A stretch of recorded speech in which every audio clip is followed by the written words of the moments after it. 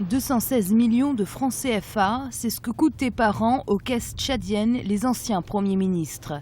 Ils étaient 12 au total à bénéficier de cet avantage financier institué par la Constitution de 1996.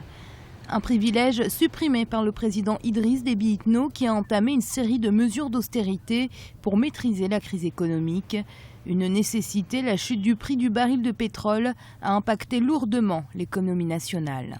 En tenant compte de la situation économique du Tchad, je prends avec philosophie cette mesure.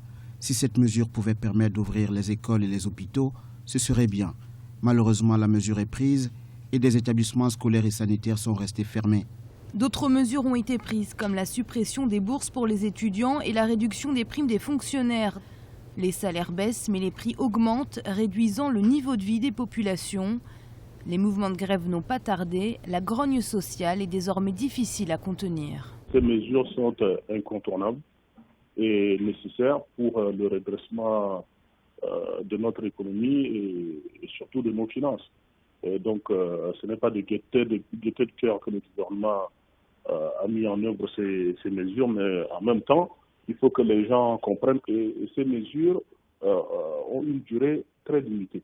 Limitée à 18 mois. Ces mesures ne sont pas mises en œuvre pour le plaisir d'être mises en œuvre, mais simplement parce qu'on est confronté à une situation économique et financière telle que nous ne pouvons que les prendre. Si on ne les prend pas, eh bien c'est carrément le pays qui sera à l'arrêt. Face à la contestation sociale grandissante, le pouvoir a annoncé que les indemnités des fonctionnaires ne seront plus coupées de 80%, comme initialement annoncé, mais seulement de 50%. De quoi apaiser quelque temps les syndicats, mais la tension reste palpable. Les magistrats menacent même de cesser toute activité.